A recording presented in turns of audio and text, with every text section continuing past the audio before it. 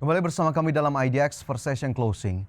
Pemirsa, Menteri Keuangan mengungkapkan pembangunan Ibu Kota Nusantara pada tahun 2023 menelan dana APBN sebesar 26,7 triliun rupiah. Adapun realisasi anggaran tersebut digunakan untuk pembangunan infrastruktur sebesar 24,3 triliun serta non-infrastruktur senilai 3 triliun rupiah. Menteri Keuangan Sri Mulyani mengungkapkan realisasi sementara anggaran pembangunan Ibu Kota Nusantara pada tahun anggaran 2023 mencapai 26,7 triliun rupiah atau setara 97,6% dari pagu anggaran. Realisasi anggaran sebesar 26,7 triliun rupiah tersebut digunakan untuk pembangunan infrastruktur sebesar 24,3 triliun rupiah serta non-infrastruktur 3 triliun rupiah. IKN tahun ini kita belanjakan 26,7 triliun. Itu anggaran total untuk tahun ini 27,4 triliun. Apa saja ini? Yang 23,8 triliun untuk infra, terutama dari mulai infra itu termasuk infrastruktur adalah komplek dari istana dan pemerintahan pusat di kawasan intinya. Kemudian tower rumah susun untuk ASN dan pertahanan keamanan, pembangunan jalan tol IKN, kemudian jembatan, pembangunan bendungan Sepaku Semoy ini untuk air bersihnya dan penanganan banjir.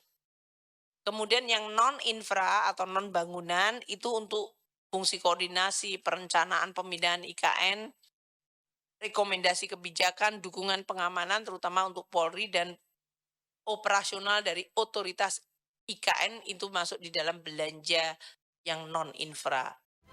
Adapun total alokasi anggaran IKN dari tahun 2022 hingga 2024 adalah sebesar 72,8 triliun rupiah.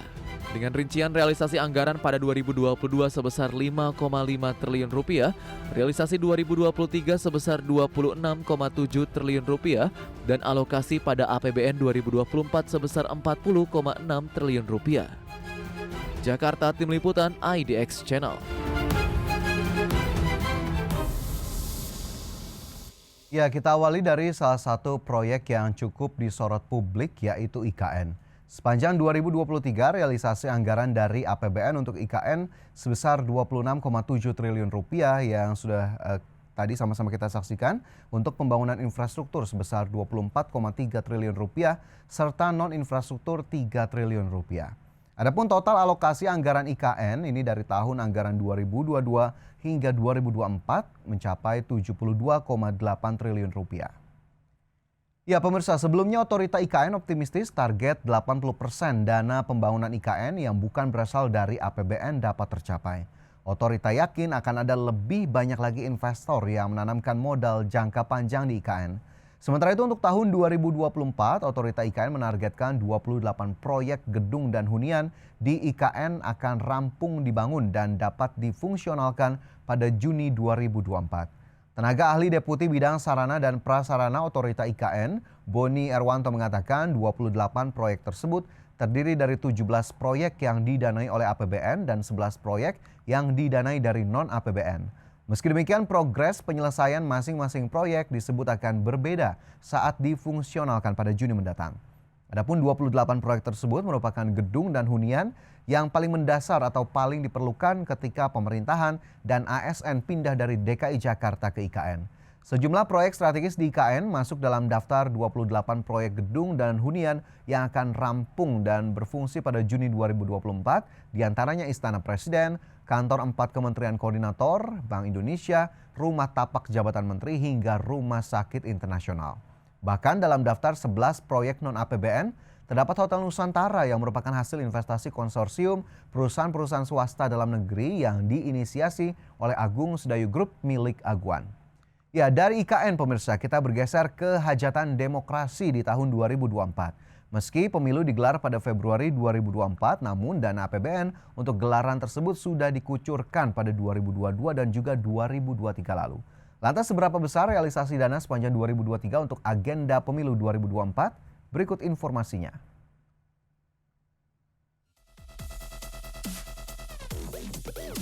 Kementerian Keuangan melaporkan APBN 2023 telah menyalurkan anggaran untuk pemilu 2024 sebesar 29,9 triliun rupiah atau setara 98,4% dari pagu 30,4 triliun rupiah.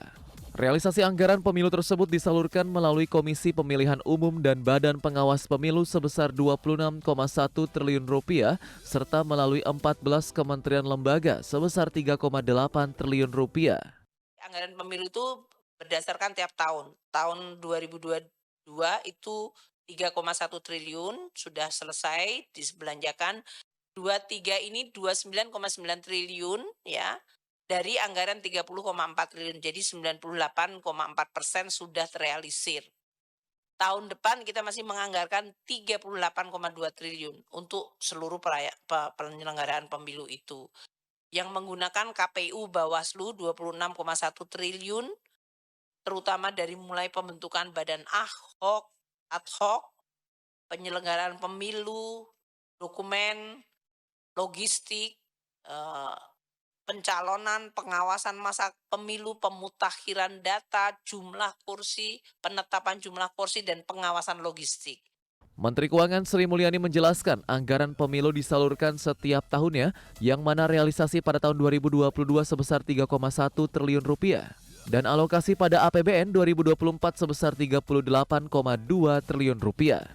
Dengan demikian, total anggaran pemilu sejak 2022 hingga 2024 mencapai Rp71,2 triliun. Jakarta, Tim Liputan IDX Channel. Ya, dari IKN kita bergeser ke pemilu 2024, pemirsa, di mana anggaran pemilu ini disalurkan setiap tahunnya, di mana realisasi tahun 2022 3,1 triliun dan alokasi pada 2024 sebesar Rp38,2 triliun.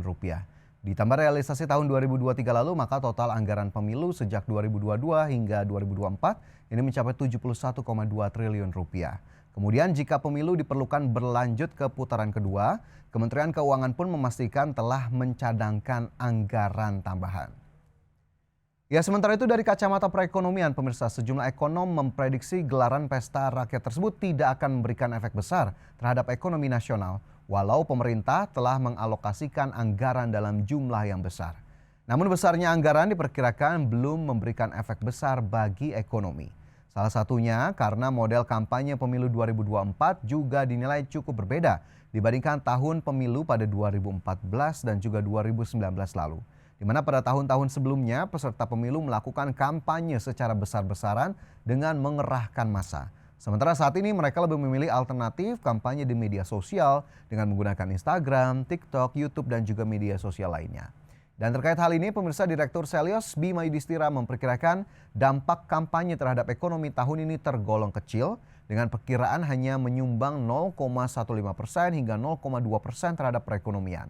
Hal ini disebabkan karena belanja atribut parpol akan dikuasai dan dikelola sendiri oleh calon legislatif ataupun tim sukses dari Capres pada pemilu 2024. Padahal pada pemilu tahun-tahun sebelumnya terdapat tren kenaikan omset pada unit usaha kecil menengah, namun tren ini sepertinya belum ataupun tidak terlihat pada pesta demokrasi tahun 2024 di mana biasanya UMKM mendapatkan proyek untuk mengerjakan atribut partai politik. Dan pemirsa, dari IKN dan juga pemilu ini masih ada satu sorotan lainnya yang juga tak kalah penting dari serapan dan juga alokasi dana APBN, yakni terkait bantuan sosial atau bansos. Di mana ternyata sepanjang 2023 lalu gelontoran dana APBN untuk bantuan sosial ataupun bansos ini mencapai ratusan triliun rupiah. Bagaimana kemudian data lebih lengkapnya? Kami sudah merangkum informasinya untuk Anda berikut ini.